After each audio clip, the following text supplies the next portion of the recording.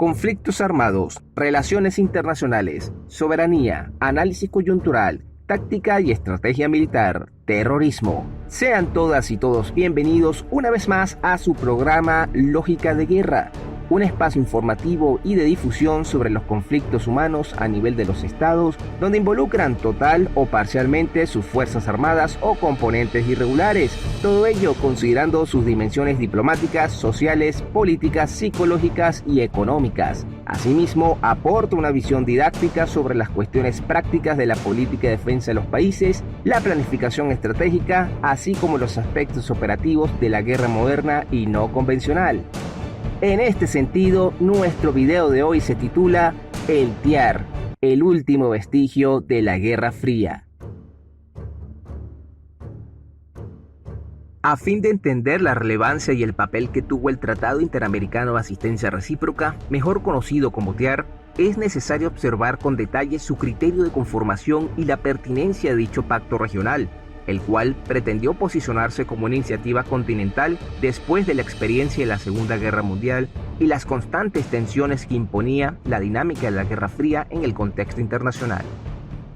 El TIAR tenía como objetivo condicionar el ordenamiento jurídico internacional en materia de seguridad y defensa, así como la supuesta salvaguarda de la paz regional. La idea era que este organismo respondiera eficazmente a las amenazas que atentaran contra algún miembro de dicho conglomerado interamericano. El TIAR se firmó en Río de Janeiro el 2 de septiembre de 1947, 7 meses antes de que se firmara la Carta de la OEA en Bogotá y 2 años antes de la fundación de la Organización del Tratado del Atlántico Norte, mejor conocida como la OTAN. Es decir, el TIAR fue un tratado anterior al sistema interamericano y su negociación se realizó en un marco histórico de posguerra y Guerra Fría. El miedo a las armas nucleares, la incredulidad de algunos países sobre la supervivencia de la recién creada Organización de Naciones Unidas y la creciente división político-ideológica en el mundo motivó la apuesta por regresar al sistema de alianzas militares de defensa mutua. Aunque habría mostrado su ineficacia en el pasado, estas imperaron entre las décadas de 1940 y 1950, con el TIAR, la OTAN y posteriormente con el Pacto de Varsovia en 1950. El objetivo del TIAR, según su artículo 1, es crear un régimen de defensa mutua, el cual, si un Estado americano resulta agredido, será considerado como un ataque contra todos los demás y se hará frente al agresor colectivamente, en ejercicio de la solidaridad continental y el derecho a la legítima defensa que reconoce el artículo 50 de la Carta de la ONU. Es decir, es un tratado de carácter defensivo creado para contrarrestar agresiones tanto externas como regionales. Su artículo 8 contiene las medidas que los países en parte pueden implementar, que van desde la ruptura de relaciones diplomáticas hasta el empleo de la Fuerza Armada.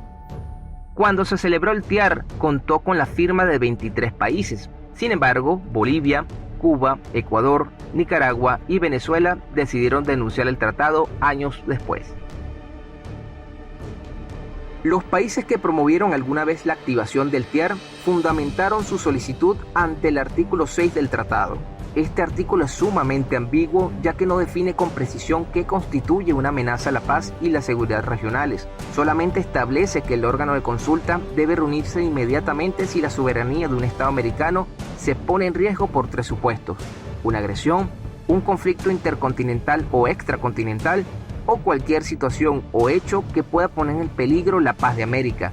Este último supuesto es el que resulta problemático al ofrecer una interpretación amplísima de lo que podría constituir el peligro para la paz. En efecto, si se analiza el marco histórico en el que se aprobó el tratado y sus objetivos, es posible identificar que el TIAR fue diseñado para detener agresiones entre estados, no para atender problemas internos. Las numerosas activaciones del instrumento respondieron a las guerras en Centroamérica y Sudamérica en la segunda mitad del siglo XX, las cuales no fueron resueltas por el TIAR, sino por mecanismos diplomáticos regulares.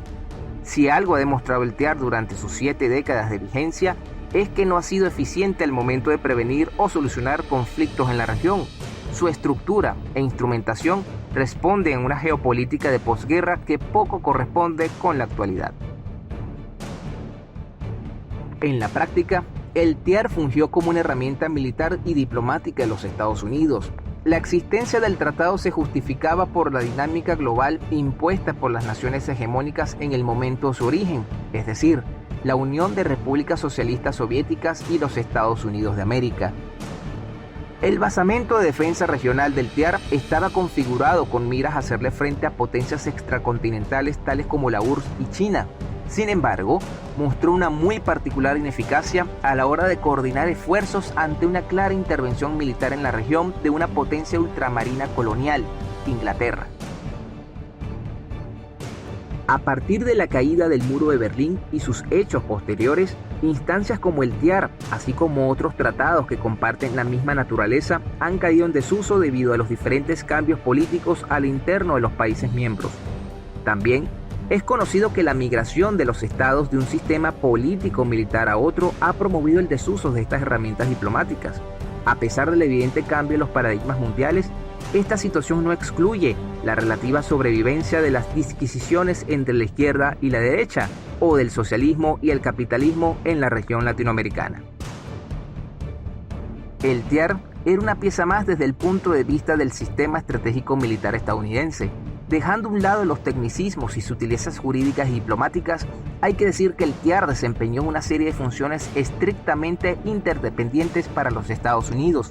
Entre esas funciones tenemos, en primer lugar, la de servir como una pieza regional de un sistema estratégico y militar mundial de seguridad y defensa, comparado con otras piezas de ese pretendido sistema global, en menor importancia que la OTAN. El TIAR fue creado como un instrumento más para el cumplimiento de las pretensiones hegemónicas de los Estados Unidos en América Latina. En segundo lugar, sirve de marco jurídico y diplomático para coordinar la acción estratégica y militar de los Estados Unidos en los países latinoamericanos en lo que se refiere a la seguridad y defensa del hemisferio occidental. El fin de esa pieza jurídica es legitimar acciones en la región a favor de los intereses norteamericanos. En tercer lugar, pretende crear un mecanismo diplomático y político interamericano para prevenir conflictos armados entre países latinoamericanos y arreglarlos por la vía pacífica mediante la aplicación de procedimientos de consulta. También constituye un importante foro de conversaciones para asuntos no militares. El TIAR para Estados Unidos es una pieza regional de su sistema estratégico y militar de seguridad y defensa mundial. La función del TIAR desde el punto de vista norteamericano es una consecuencia de su confrontación con la Unión Soviética a partir de la terminación de la Segunda Guerra Mundial. Asimismo, es también un matiz de la relación este-oeste y un subproducto de la Guerra Fría. Para Estados Unidos, la salvaguarda de la soberanía en la región no constituye un acto de generosidad. Más que eso, encontramos un interés estratégico de proteger su flanco considerado más vulnerable, un patio trasero siempre bajo la influencia cada vez mayor del comunismo en la época de la Guerra Fría. La Guerra de las Malvinas marcó el final del Tratado Interamericano de Asistencia Recíproca. El más poderoso de sus integrantes, es decir, los Estados Unidos, decidió deshonrarlo de facto para aliarse con la contraparte en el conflicto. También significó un fracaso para la ONU y la diplomacia de diferentes naciones. A pesar de que la postura de Estados Unidos al principio del conflicto fue un tanto ambigua, terminó dando su apoyo tanto diplomático como militar a Gran Bretaña, priorizando así sus compromisos con la OTAN, organización en la que tanto Gran Bretaña como los Estados Unidos eran miembros plenos. El apoyo para Argentina por parte de países como Chile y Colombia también fue negado. El argumento de esta negativa fue que la misma Argentina llevó a cabo las primeras hostilidades, siendo catalogado como el país agresor. Por tal motivo, para la Organización de Estados Americanos, OEA, la acción del TIAR no aplicaba debido a la concepción netamente defensiva de este documento. Asimismo, las Naciones Unidas presentó en Consejo de Seguridad la resolución 502, que exigía el retiro de las fuerzas argentinas como condición a cualquier proceso de negociación.